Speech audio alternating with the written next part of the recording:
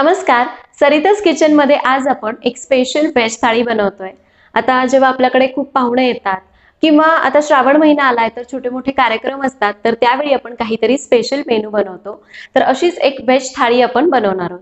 तर ही थाळी कोणत्याही प्रांताची नाहीये, म्हणजे महाराष्ट्रीयन, गुजराती किंवा पंजाबी अशी वेगळ्या प्रांताची थाळी नाहीये।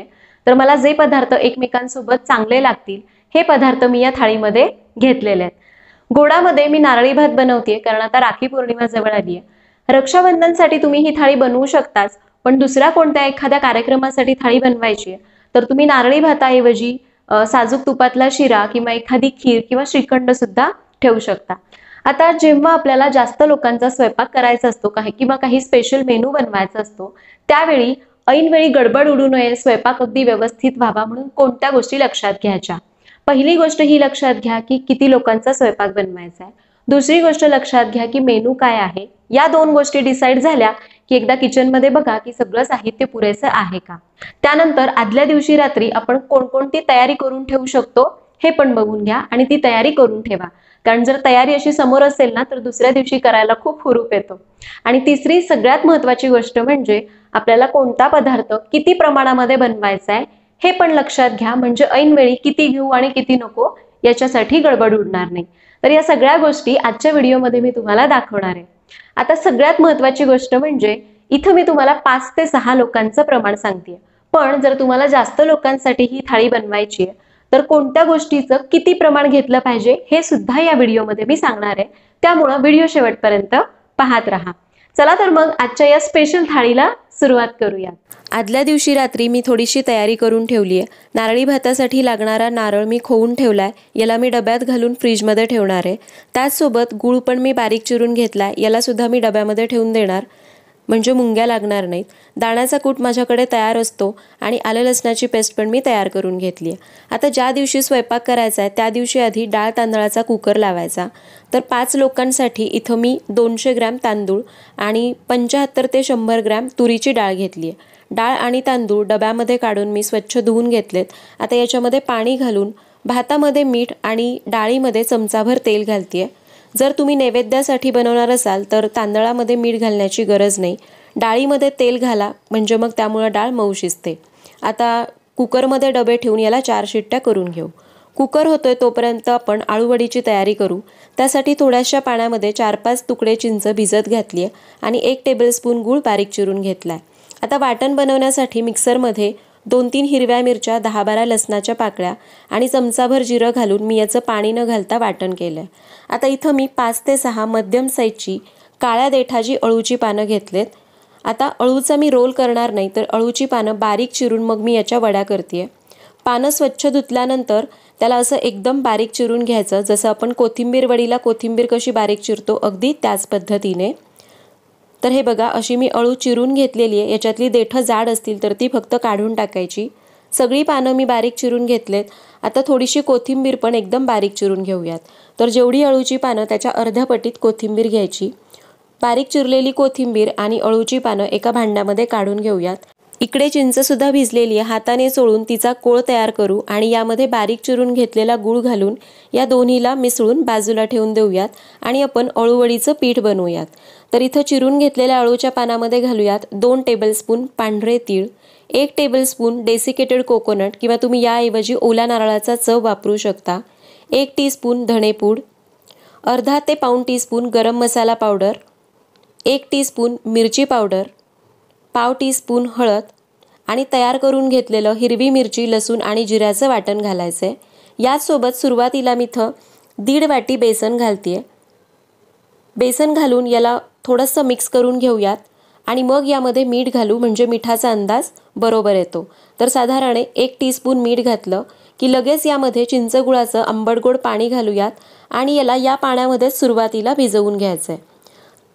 तर मला बेसन थोडंसं कमी वाटतंय म्हणून मी अजून अर्धी वाटी बेसन यामध्ये ॲड केलं। तर इथं मी एकूण 2 वाट्या बेसन वापरलं। आता पुन्हा याला नीट मिक्स करून घेऊयात। तर हे बघा, असं घट्टसर पीठ आपलं मळून झालंय। आता याचे रोल तयार करायचे, तर इथं चाळणीला तेल लावून घ्यायचं आणि त्यावर आपण रोल ठेवू शकतो, पण इथं मी ऑडी इकोबेक पार्चमेंट पेपर वापरतेय। हा ऑर्गॅनिक आहे त्यामुळे वापरण्यासाठी सेफ आहे। तर हा मी काढून घेतेय। तुम्हाला हा मागवायचा असेल तर त्याची लिंक तुम्हाला डिस्क्रिप्शन बॉक्समध्ये दिलेली आहे. आता हाताला थोडंसं तेल लावूयात आणि याचे रोल तयार करून घ्यायचे आहेत. तर इथं आपण भाजी बनवणार आहोत, त्यामुळं मी रोल असे जाड करणार नाही आहे. तर साधारण 1 इंच जाडीचे पातळच रोल तयार करून घेतलेत. सगळे रोल तयार करून घेऊयात आणि याला चाळणीवर ठेवून द्यायचे आहेत. दुसरीकडे मी वड्या उकडण्यासाठी पाणी गरम करायला ठेवलं होतं. त्यावर आपण ही चाळणी ठेवूयात. याच्यावर झाकण ठेवून गॅस मध्यम करायचा आहे आणि याला 10 ते 12 मिनिटं उकडून घ्यायचं आहे. दुसरीकडे आपला कुकर झालेला आहे. मी गॅस बंद केला आहे. आता आपण कणिक भिजवायला घेऊ. तर इथं मी 5 लोकांसाठी अंदाजे 14 ते 15 मध्यम साईजच्या चपात्या करणार आहे. तेवढी कणिक मी परातीत काढून घेतली आहे. यामध्ये घालायचं आहे चवीपुरतं मीठ. आता बऱ्याच जणांचं काय होतं, कणिक किती घ्यायची याचा अंदाज येत नाही, मग कधी जास्त होते तर कधी कमी पडते. तर काय करायचं, कणिक परातीमध्ये थोडी पसरून घ्यायची आणि आपल्याला जेवढ्या चपात्या करायच्या तेवढे भाग मोजून घ्यायचे. एका भागामध्ये अंदाजे मूठभर पीठ यायला हवं. तर इथं मी कणिक मोजून घेतली आहे. आता याच्यामध्ये थोडं थोडं पाणी घालून याला आपण मळून घ्यायचं आहे. आता कणिक मळायची म्हटलं की त्याला खूप वेळ तिंबत बसावं लागतं.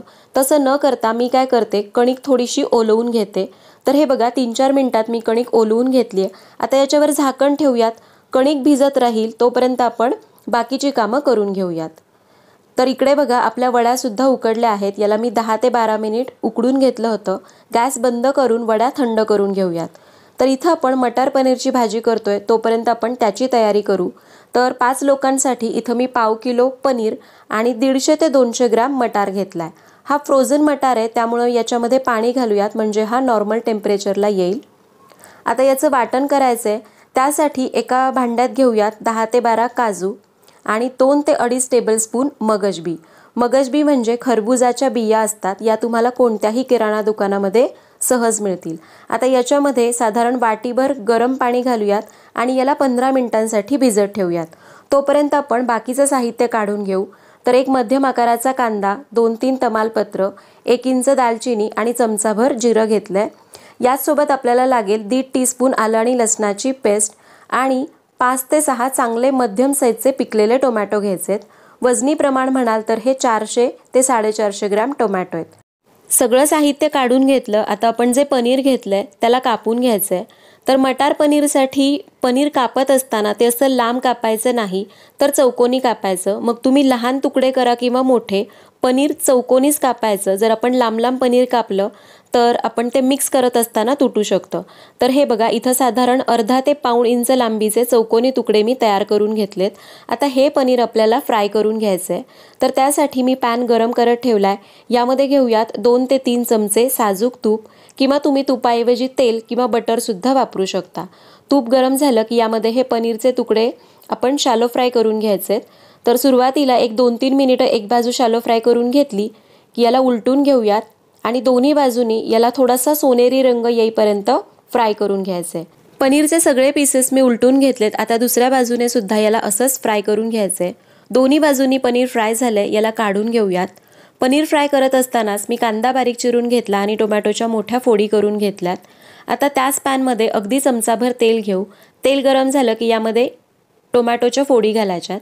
टोमॅटो चांगला पिकलेला वापरायचा म्हणजे आपल्या भाजीला रंग आणि चव दोन्हीही छान येतो.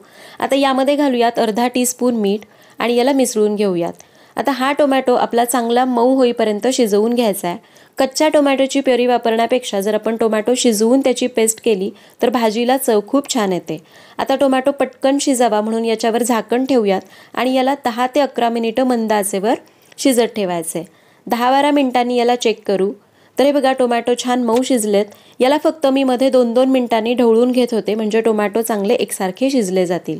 गॅस बंद करूयात आणि याला संपूर्ण थंड करून घ्यायचे. आता मिक्सरच्या भांड्यामध्ये मगाशी भिजत घातलेले काजू आणि मगजबी मी पाण्यासहित तसेच घेतलेत. यामध्ये आता शिजवून संपूर्ण थंड झालेले टोमॅटो घालूयात आणि याला एकदम बारीक वाटून घ्यायचे. आपली ही मटार पनीरसाठीची पेस्ट तयार झाली. आता मटार पनीर तयार करण्यासाठी कढईमध्ये 4 टेबलस्पून तेल घेतलंय. तेल गरम झालं की यामध्ये घालूयात 1 इंच दालचिनी, 2 तमालपत्र आणि 1 टीस्पून जिरं. अगदी मिनिटभर याला मंद आचेवर परतून घेऊ आणि मग यामध्ये घालायचा आहे बारीक चिरलेला कांदा. तर एक मध्यम साईजचा कांदा बारीक चिरून घेतलाय. जर तुम्हाला कांदा वापरायचा नसेल तर तुम्ही कांदा स्किप करू शकता. कांदा थोडासा परतून घेतला. आता याच्यामध्ये घालूयात 1.5 टीस्पून आलं आणि लसणाची पेस्ट. जर तुम्हाला लसूण वापरायचं नाही आहे तर फक्त आल्याची पेस्ट वापरू शकता. आलं लसूण पेस्ट 2-3 मिनिट परतून घेतली. आता यामध्ये 1 टीस्पून काश्मीरी मिरची पावडर घालूयात आणि याला मिक्स करून घेऊयात आणि मग यामध्ये तयार करून घेतलेली टोमॅटो काजूची पेस्ट घालायची आहे. आता ही पेस्ट आपल्याला 7 ते 8 मिनिटं याच्यातलं पाणी कमी होईपर्यंत शिजवून घ्यायची आहे. तर ही पेस्ट परतत असताना अंगावर उडते, त्यामुळे मी काय करते, याला मिक्स करून घेतलं आणि याला झाकण ठेवून 7 ते 8 मिनिटं मंद आचेवर शिजवत ठेवायचं. 7 ते 8 मिनिटांनी चेक करूयात. तर हे बघा आपली ग्रेव्ही तयार झाली. याला छान तेल सुटलेलं आहे. फक्त याला मी 2-2 मिनिटांनी ढवळून घेत होते म्हणजे ग्रेव्ही सगळीकडून एकसारखी शिजली जाईल. याला पुन्हा एकदा नीट मिक्स करून घेऊयात आणि मग यामध्ये घालूयात काही पावडर्ड मसाले, पाव टीस्पून हळद, 1 टीस्पून काश्मीरी मिरची पावडर, 1 ते 1.5 टीस्पून धने पावडर. यासोबत यामध्ये घालूयात 2 टीस्पून किचन किंग मसाला किंवा तुम्ही याऐवजी 1 टीस्पून गरम मसाला पावडर वापरू शकता. त्याचसोबत चवीपुरतं मीठ घालूयात. लक्षात ठेवा आपण टोमॅटो शिजवताना मीठ घातलं होतं, त्याच्या अंदाजाने आपल्याला इथं मीठ वापरायचं आहे. याला मिक्स करून घेऊयात आणि मग यामध्ये मटार घालायचे आहेत.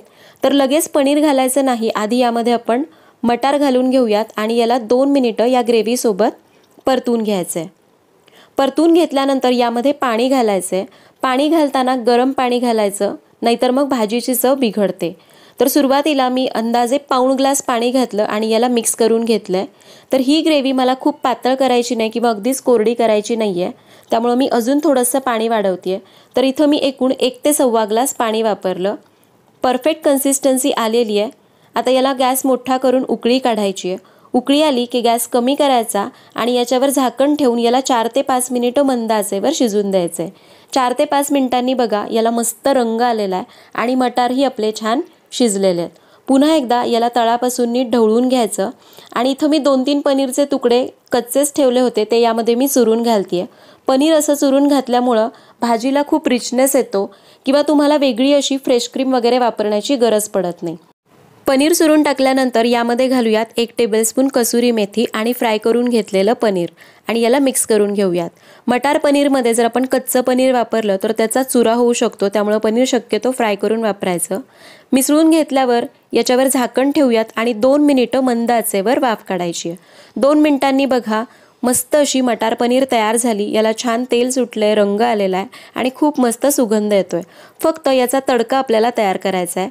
त्यासाठी इथं मी 2-3 हिरव्या मिरच्यांना फक्त चीर देऊन घेतली आहे आणि तडका पॅनमध्ये 2 चमचे साजूक तूप गरम करून घेते.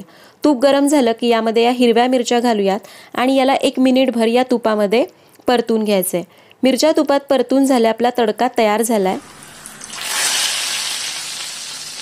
तडका दिला की याच्यावर झाकून फक्त 1 मिनिटासाठी मंद आचेवर ठेवून द्यायचे.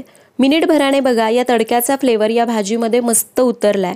आपली भाजी तयार झालेली आहे. आवडत असल्यास बारीक चिरलेली कोथिंबीर घालूयात आणि याला मिक्स करून घेऊयात. अगदी हॉटेलमध्ये मिळते तशी मटार पनीर तयार झाली. दुसरीकडे आपण जे अळूवडीचे रोल उकडून ठेवले होते ते संपूर्णपणे थंड झालेले आहेत. आता याला कापून घ्यायचे. तर आपण नेहमीच्या अळूवडीच्या जशा वड्या कापतो अगदी त्याच पद्धतीने याला कापून घ्यायचे. खूप जाड नाही कापायचं, तर 1-1 सेंटीमीटर जाडीच्या मी या वड्या कापून घेते. तर सगळ्या वड्या कापून झालेल्या आहेत. आता याची भाजी तयार करू. त्यासाठी कढईमध्ये 2 चमचे तेल घेतलं. तेल गरम झाले की यामध्ये घालूयात अर्धा टीस्पून मोहरी. मोहरी तडतडली की घालूयात अर्धा टीस्पून जिरं आणि 1 मध्यम आकाराचा बारीक चिरलेला कांदा. जर तुम्हाला कांदा घालायचा नसेल तर तुम्ही पूर्णपणे कांदा स्किप करू शकता. यासोबत यामध्ये घालूयात कढीपत्ता, थोडीशी बारीक चिरलेली कोथिंबीर आणि 1 टीस्पून आलं आणि लसणाची पेस्ट. आता कांदा आपल्याला 2-3 मिनिटं मंद आचेवर परतून घ्यायचा आहे. कांदा परतून झाला की यामध्ये घालूयात पाव टीस्पून हळद, अगदी पाव टीस्पून मिरची पावडर, पाव टीस्पून कांदा लसूण मसाला आणि 2-3 चिमूट हिंग. मंद आचेवर याला मिक्स करून घेऊयात. मिक्स करून घेतल्यानंतर यामध्ये थोडंसं मीठ घालायचं आहे. फक्त कांद्यापुरतं मीठ घालायचं, कारण अळूवडी बनवताना आपण मीठ घातलं होतं. मीठ घालून याला मिसळून घेऊयात आणि कापून घेतलेल्या वड्या यामध्ये घालायच्यात. वड्या घालून अगदी अलगद हातांनी याला मिक्स करून घ्यायचं आहे आणि मग यामध्ये घालूयात 2 टीस्पून भाजलेला दाण्याचा कूट घालूयात आणि याला पुन्हा नीट मिक्स करून घेऊयात. भाजलेला दाण्याचा कूट घालायचा नसेल तर तुम्ही त्याऐवजी पाव टीस्पून धने पावडर घातली तरी चालेल. आता हे खूपच कोरडं होऊन करपू नये म्हणून यामध्ये मी 2-3 टेबलस्पून पाणी शिंपडून घेणार आहे आणि याला पुन्हा नीट मिक्स करून घेणार आहे।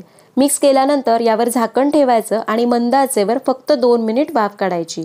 2 मिनिटांनी बघा मस्त अशी याला दणदणीत वाफ बसलेली आहे। सगळे मसाले या वडीला छान कोट झालेले आहेत। वरून बारीक चिरलेली कोथिंबीर घालूयात आणि याला मिक्स करून घेऊयात। मस्त अशी चमचमीत अळूवडीची सुकी भाजी तयार झाली।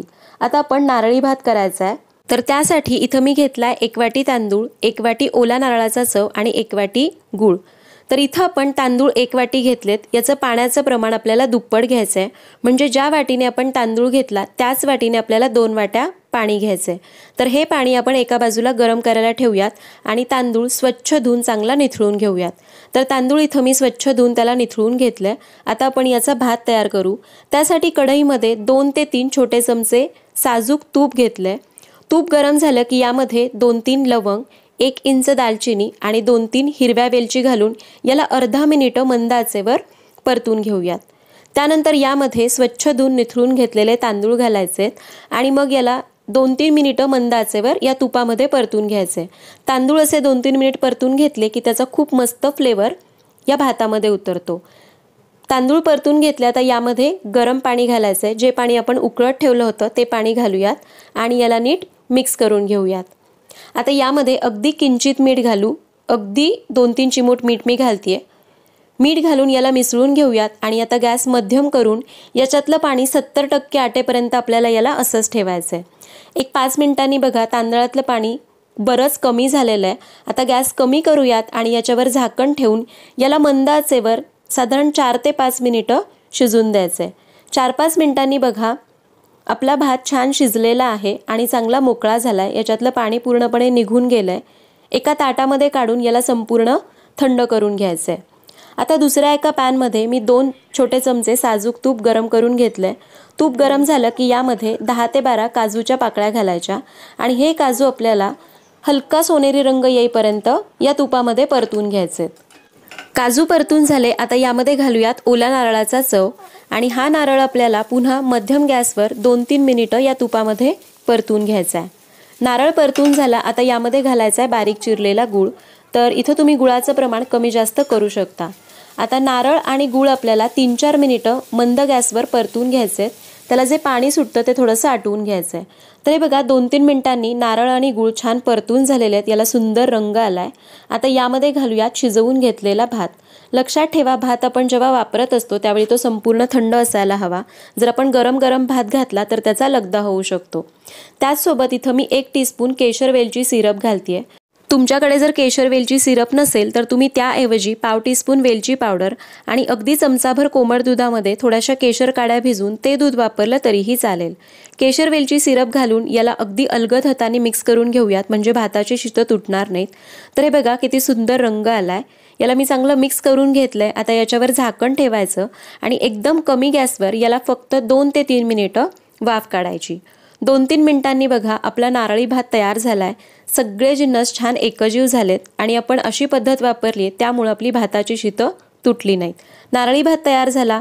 आता आपण वरण तयार करायला घेऊ। तर कुकरमधली डाळ मी पातेल्यामध्ये काढून घेतली आहे। यामध्ये घालूया चवीपुरतं मीठ, पाव टीस्पून हळद आणि 2 ते 3 चिमूट हिंग। तर अगदी साधं वरण करते त्यामुळे मी याला फोडणी करणार नाहीये। आता पाणी घालण्याआधी याला चांगलं घोटून घेऊयात म्हणजे डाळ घोटली जाते आणि मग यामध्ये गरजेपुरतं पाणी घालायचंय। तर हे वरण मी खूप जास्त पातळ करत नाहीये। पाणी घातल्यावर डाळ चांगली 2-3 मिनिट घुसळायची म्हणजे वरणाला खूप खमंग चव येते। तर आता हे वरण आपण एका गॅसवर उकळायला ठेवूयात आणि आपण कोशिंबीर करायला घेऊ। तर कोशिंबीरीसाठी इथं मी 1 मोठं बीट साल काढून किसून घेतलंय। यामध्ये घालूयात 1 टीस्पून भाजलेला दाण्याचा कूट। याचसोबत घालूयात अर्धा टीस्पून साखर, 2-3 हिरव्या मिरचीचे तुकडे, बारीक चिरलेली कोथिंबीर।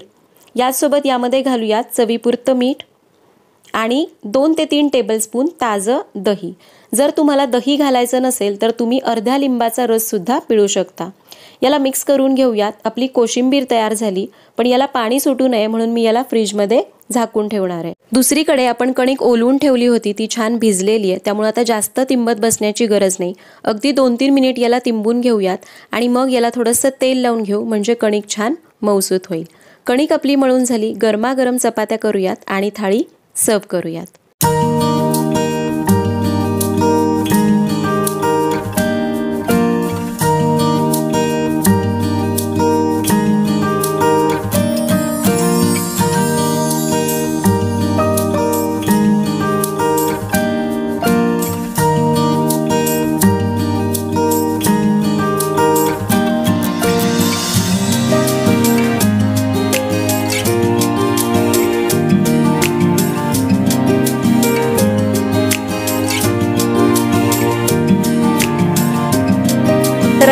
आपली आजची ही स्पेशल व्हेज थाळी. तर इथं मी तुम्हाला 5 ते 6 लोकांचं प्रमाण सांगितलं. आता जर तुम्हाला जास्त लोकांसाठी स्वयंपाक बनवायचा आहे तर प्रमाण कसं घ्यायचं. तर सुरुवातीला आपण चपातीचं प्रमाण कसं काढायचं ते बघूयात.